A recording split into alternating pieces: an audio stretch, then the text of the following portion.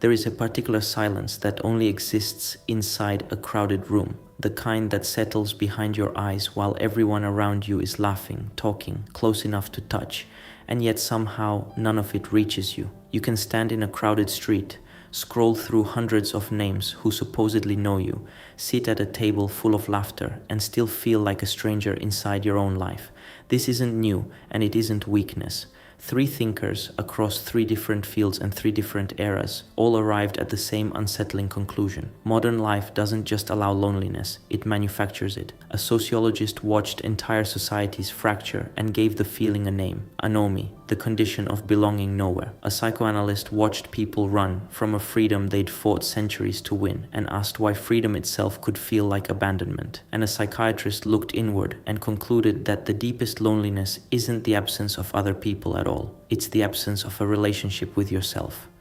This is why you feel alone, according to three men who spent their lives trying to answer that exact question. Loneliness feels like a personal failure. It feels like something wrong with you specifically. Not enough friends, not interesting enough, not lovable enough. But Émile Durkheim, Erich Fromm, and Carl Jung each argued, from completely different angles, that loneliness is not primarily a personal defect. It's a structural feature of modern life itself. Durkheim was a founding figure of sociology, writing at the end of the 1800s, watching traditional communities, religious, familial, agricultural, dissolve under the pressure of industrialization. Fromm was a psychoanalyst writing in the shadow of the Second World War, trying to understand how entire populations could trade their freedom for the comfort of belonging to something larger than themselves.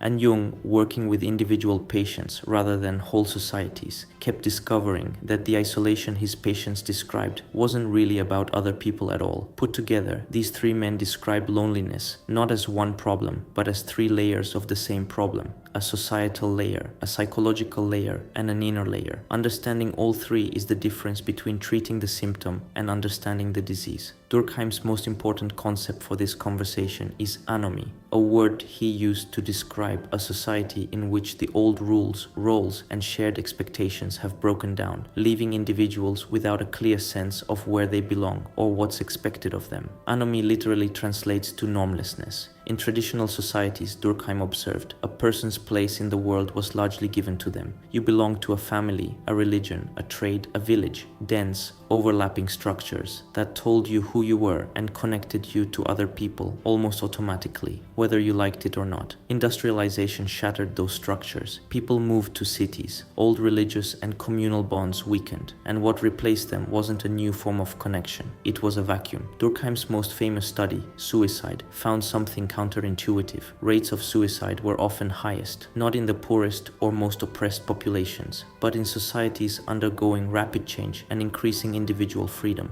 places where the old social bonds had loosened without anything sturdy replacing them. Durkheim's argument was blunt. Too much undirected freedom without a structure of belonging to hold it doesn't liberate people, it isolates them. This is the first layer of modern loneliness.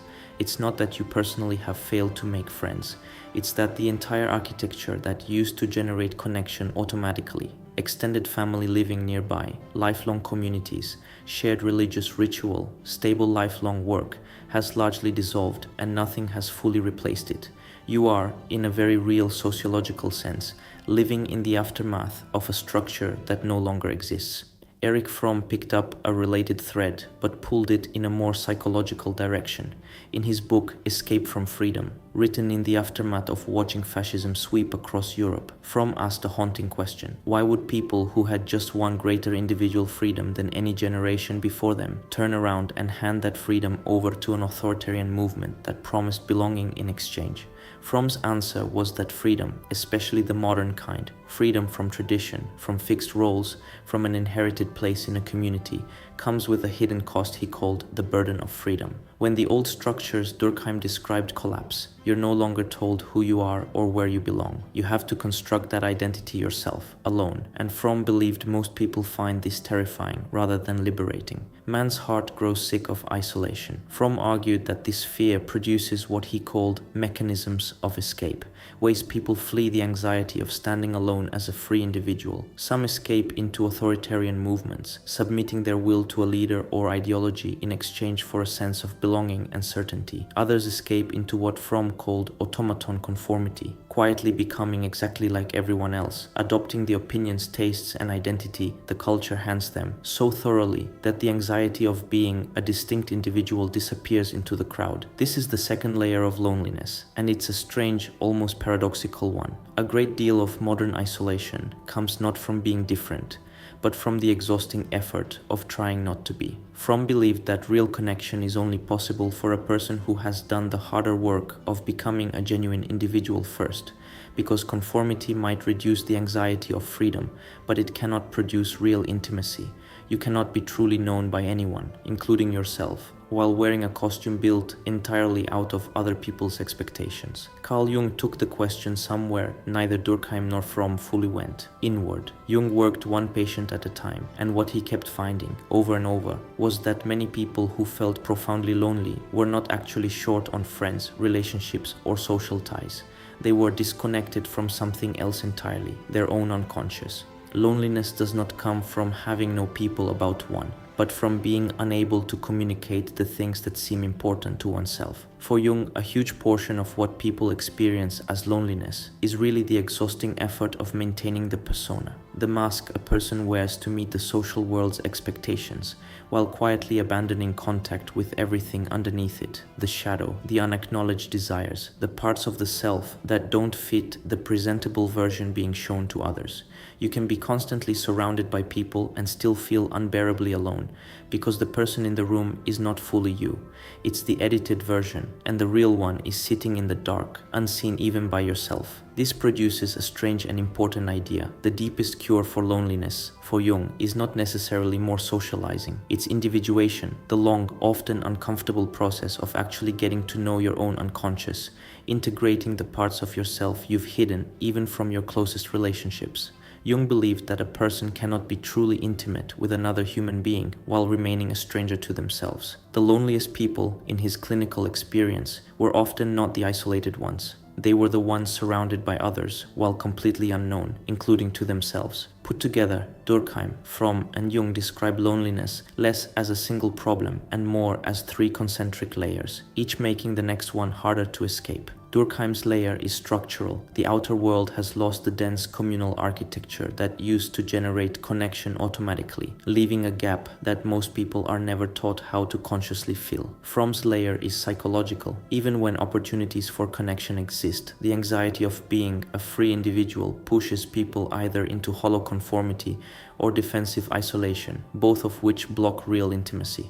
And Jung's layer is the innermost one. Even when someone has genuine relationships, a mask worn too long and too completely can cut a person off from their own depths, which makes it impossible to be fully known by anyone else, no matter how close they get. This explains something that confuses a lot of people about modern loneliness: why it can persist even when someone appears from the outside to have everything: friends, a partner, a full calendar. Durkheim would say the structure around them may still be thin and disposable rather than deep and binding. Fromm would say the connections may be built on conformity rather than genuine selfhood. And Jung would say that even a rich social life cannot substitute for a relationship with one's own unconscious. Loneliness, in other words, isn't the absence of people. It's the absence of any one of these three things: structure, authentic selfhood, or self-knowledge. And modern life has quietly eroded all three at once.